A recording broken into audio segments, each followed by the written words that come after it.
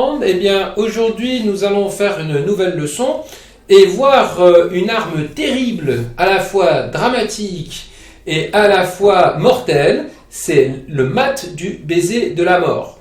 Alors, le mat du baiser de la mort, c'est un des mats, si ce n'est le mat, qui arrive le plus souvent aux échecs. C'est pour ça qu'il est très très important de le connaître, de savoir le construire et de savoir le jouer en partie. Pourquoi ?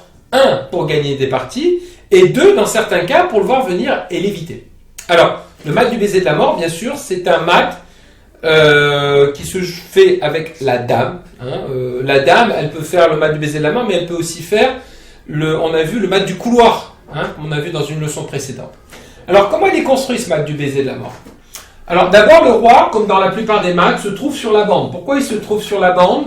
Eh bien, parce que c'est là où il aura le moins de cases, voire même dans le coin. Mais enfin bon, c'est beaucoup plus compliqué de forcer un roi à aller dans le coin, mais sur la bande, ça suffit. Je rappelle que la bande, c'est cette zone de l'échiquier, la colonne A, la colonne H, la rangée 1, la rangée 8. Et donc, c'est dans cette zone que le roi se fait mater. Pourquoi ? Parce qu'il a moins de cases. Donc là, le roi est sur la bande, et la dame vient se mettre comme ceci, juste en face. Voilà. Juste en face, pourquoi ? Parce que de là, elle met le roi en échec, et elle contrôle toutes les cases autour du roi. La dame colle au roi, comme ceci. Pas en diagonale, parce que là, si elle fait l'échec en diagonale, le roi peut aller sur la case d'à côté, sauf si le roi est dans le coin, mais ça on le verra après. Donc, comme ceci. Alors, bien sûr, là, ça ne suffirait pas. Pourquoi ? Parce que si on était dans cette position, le roi pourrait prendre la dame. Et la dame a besoin d'un assistant, d'un protecteur. Par exemple, ça peut être le fou, voilà, qui est ici. Et là, si on a cette position, eh bien, le roi est échec et mat. Il est en échec par la dame. Il ne peut pas prendre la dame ici. Pourquoi ? Parce que le fou protège la dame. Et toutes les cases autour de lui sont contrôlées. Le mat du baiser de la mort, on peut très bien le faire aussi en colonne. Le roi est sur la colonne H. La dame vient se mettre sur la case juste en face, comme ceci. Et l'assistant vient protéger la dame. Donc là, de nouveau, c'est échec et mat. La dame met le roi en échec. Le roi ne peut ni aller sur toutes les cases qui sont autour, ni prendre la dame à cause du fou. Quand le roi est dans le coin, alors bien sûr, on peut construire beaucoup de mats du baiser de la mort, par exemple celui-là. Voilà. Celui-là aussi fonctionne. Et il y en a un troisième. On peut faire aussi l'échec en diagonale, comme ceci. Et là, de nouveau, le roi est échec et mat. Voilà. Alors maintenant, on va voir quelques exemples. Alors donc, voici un premier exemple du mat du baiser de la mort. Vous voyez que la dame, elle peut venir de pas mal de directions. Alors, en fait, qui c'est qui va indiquer la case pour le mat du baiser de la mort ? C'est le fou. Il suffit de voir un petit peu les cases qu'il contrôle, et la dame va se rendre sur une des cases que contrôle le fou, et c'est le mat du baiser de la mort. On peut faire aussi un mat du baiser de la mort comme ceci. Donc voilà une nouvelle position qui nous montre que le mat du baiser de la mort, la dame peut venir de très très loin. Elle est en C1, elle se déplace en diagonale jusqu'à la case G5. Voilà. Et là, dans cette situation, de nouveau, c'est le mat du baiser de la mort.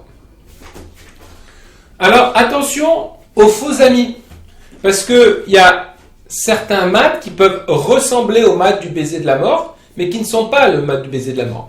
Par exemple ici, on voit que le fou et la dame sont orientés sur cette diagonale, et on sent qu'ici il va y avoir un mat du baiser de la mort. Alors ici, il y a deux cases où la dame pourrait faire échec, la case F7 et la case G8. Regardons cet échec ici. Ça ressemble à un mat du baiser de la mort, ça a le goût du mat du baiser de la mort, mais ce n'est pas un baiser de la mort. Pourquoi ? Parce que ici, le roi a une case de fuite. Voilà. Ici, bien sûr, le bon coup, vous l'aurez tous deviné. La dame vient en F7 et fait échec et mat. Alors, voici une nouvelle position. Alors, on voit que ici, la dame est orientée via la colonne G sur la case G7. On voit que la tour ici, via la 7e rangée, contrôle aussi la case G7, et bien là, de nouveau, on peut faire un mat du baiser de la mort en prenant, cette fois-ci, le pion en G7, et de nouveau, il y a échec et mat. Alors, nous allons travailler une nouvelle position. Alors, une position ambivalente, c'est-à-dire qui marche dans les deux sens. Dans cette position, si c'est au blanc de jouer, les blancs peuvent faire échec et mat en un coup. Comment? Eh bien, il faut regarder la dame déjà. Le roi noir est ici, donc la dame doit aller dans cette direction. Et on voit que le fou, ici, est doublé sur la diagonale avec la dame. Et ce fou va servir de protecteur. Bon, je pense que vous avez tous deviné, ici. La dame prend le pion en G7 et ça fait échec et mat. Alors, bien sûr, il faut vérifier tout autour les pièces noires, qu'il n'y en a aucune qui puisse prendre la dame. Bien sûr, si par exemple, ici, on inverse la position de la tour et du fou, ici, on ne peut pas faire échec et mat. On ne peut pas faire échec et mat. Pourquoi? Parce que le fou prendrait la dame. Voilà. En revanche, si on avait cette situation ici, on peut faire un mat du baiser de la mort. Pas en G7 cette fois-ci, mais en H8. Pourquoi? Eh bien parce que ici, le roi ne peut pas prendre la dame à cause du fou. Bien sûr, la dame fait échec. Le roi ne peut pas venir là. Et surtout, le roi ne peut pas s'enfuir parce que cette case de fuite, ici, elle est occupée par un de ses propres pions. Alors, revenons à la position initiale. Et si c'était au noir, eh bien les noirs aussi peuvent faire échec et mat. Ils ont une batterie fou-dame qui est braquée sur le roc des blancs. Eh bien, il suffit que la dame vienne en H2. Et ça fait aussi échec et mat. Pourquoi échec et mat? Parce que le roi est en échec. Le roi ne peut pas venir là, il ne peut pas prendre la dame à cause du fou qui protège la dame, et toutes les autres cases de fuite éventuelles sont occupées par ses propres pions. De nouveau, c'est échec et mat. Alors maintenant, une technique qui est très liée à l'échec et mat, ça s'appelle le crochet. Ici, dans cette position, c'est au noir de jouer, et ils peuvent forcer un mat en 2 coups grâce au cavalier. Pas en un coup, mais 2 coups. On voit que le cavalier ici contrôle les cases G2 et E2. Et regardez bien, qu'est-ce qu'elle peut faire, la dame ici? Eh bien, elle peut descendre en G2 dans un premier temps. Voilà. C'est comme un espèce d'atterrissage. Le roi, bien sûr, ne peut pas prendre la dame à cause du cavalier. Donc ici, le roi va se déplacer en E1. Et au coup suivant, la dame vient en E2. Voilà. On voit le crochet ici, par ce mouvement, ici en angle droit, de G2 jusqu'au E2.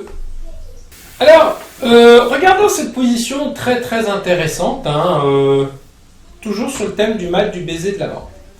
Alors, dans cette situation, les blancs comme les noirs ont des pièces qui sont placées de manière très agressive pour attaquer le roi de l'adversaire.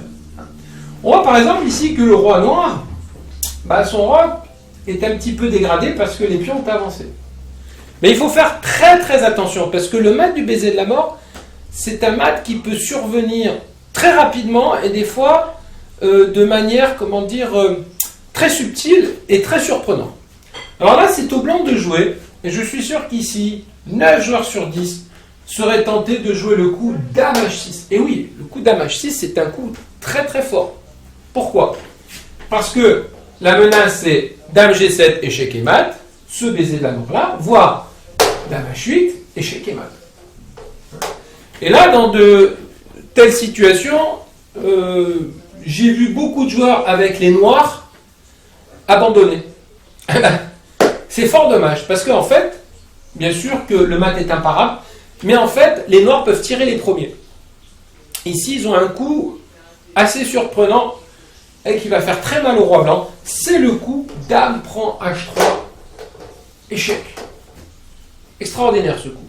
Le pion n'a pas le droit de prendre la dame, parce que si le pion prend la dame, le roi sera en échec. Donc là, le roi est obligé de venir en G1. Et là, maintenant, les noirs font dame prend G2, échec et mat, en premier. Et pour terminer notre cours sur le thème du mat du baiser de la mort, nous allons voir un thème qui lui est associé, qu'on appelle le coup du berger. Alors, ce thème, le coup du berger, on le connaît sous divers noms suivant les pays où on le pratique. En France, c'est le coup du berger. En Angleterre, ça s'appelle le scholastic mat, c'est-à-dire le mat des écoliers. En Russie, on l'appelle le детский mat, c'est-à-dire le mat des enfants. On peut en entendre parler aussi sous le nom du mat du barbier, je crois que c'est en Italie, voire même le coup de Napoléon. Je crois que c'est comme ça qu'on l'appelle en Turquie. Pion E2 en E4.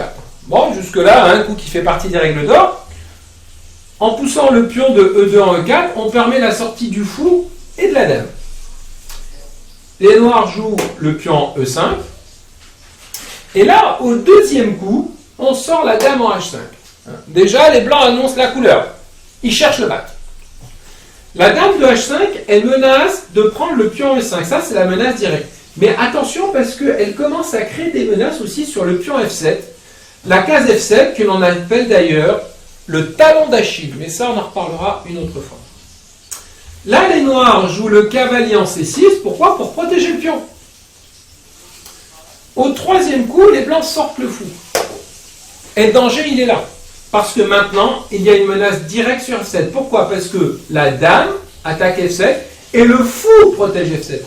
On retrouve l'attaque de la dame et l'assistant qui va protéger la dame. Et là, si les noirs ne font pas attention, ils peuvent perdre immédiatement la partie. Par exemple, après le coup cavalier F6, et bien là, la dame prend F7 et c'est échec et mat. Voilà. Et ça, c'est ce qu'on appelle le coup du berger. Alors, bien sûr, comment est-ce qu'on fait pour empêcher le mat ? C'est très simple. Il suffit de déplacer le pion de G7 en G6. Pourquoi ? Parce qu'on va bloquer la diagonale de la dame sur la case F7.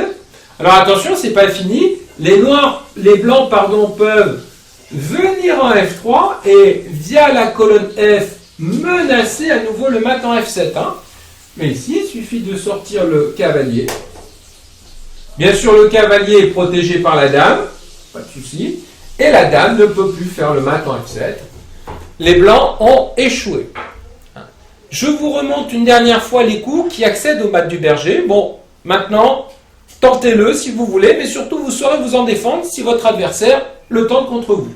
Mais je remonte une dernière fois le mat, simplement le mat, sans la défense. Donc, pion E2 en E4, pion E7 en E5, dame H5,